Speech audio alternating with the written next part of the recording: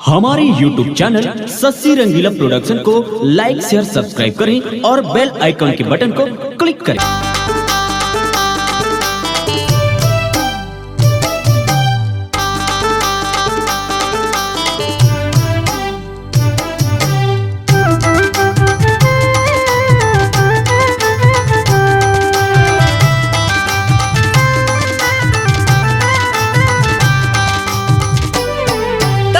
बेटी डौरी बाजार रानी बने बंधन के तैयार। मैया हूँ डिंडौरी बाजार राजा बने बंधन के तैयार। जिन कहीं पे मैं खवाऊं तो लवो,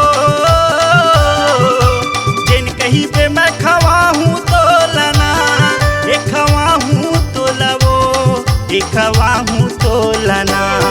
मैया हूँ डिंडौरी बाजार राजा बने बंधन के तैयार।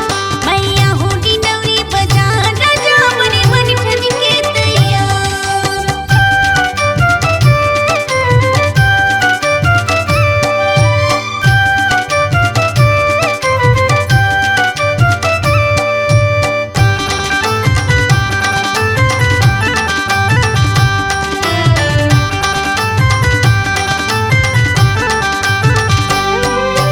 पहिरा हूँ तोला चांदी के मुंदरी,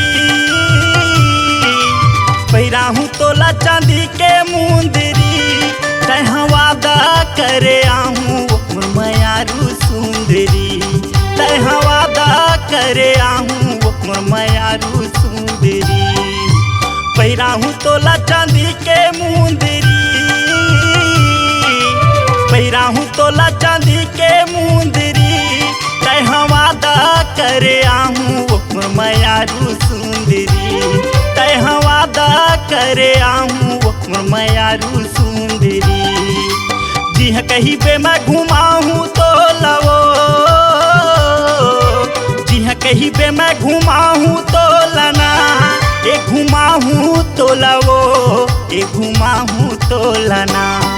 मैया हूँ डिंडौरी बाजार राजा बने बंधन के तैयार। मैया हूँ डिंडौरी बाजार राजा बने बंधन के तैयार।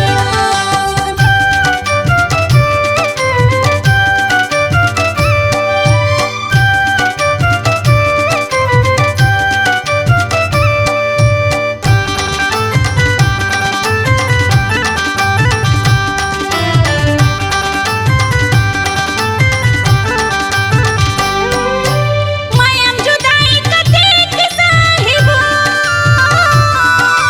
मायम जुदाई कतेक साहिबो। मैं हया हो रे मयारू राजा दोनों संग में रहिबो।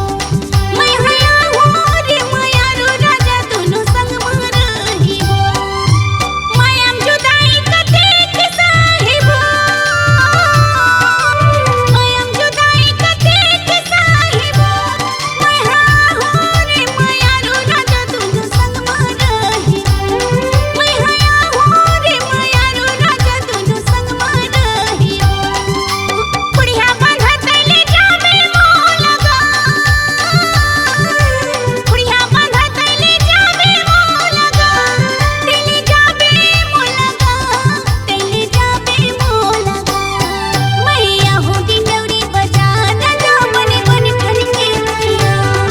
मैया हूँ डिंडौरी बाजार राजा बने बंधन के तैयार। तैयार पे डिंडौरी बाजार रानी बने बंधन के तैयार। मैया हूँ डिंडौरी बाजार राजा बने बंधन के तैयार। तैयार पे डिंडौरी बाजार रानी बने बंधन के तैयार। तैयार पे डिंडौरी बाजार रानी बने बंधन के तैयार। उभरते हुए कलाकारों को दे रही है नाम, आप भी दीजिए अपनी आवाजों को पहचान। चले आइए Sassi Rangila production hi digital audio video recording studio Manki Mungeli. Mobile number 7089366823।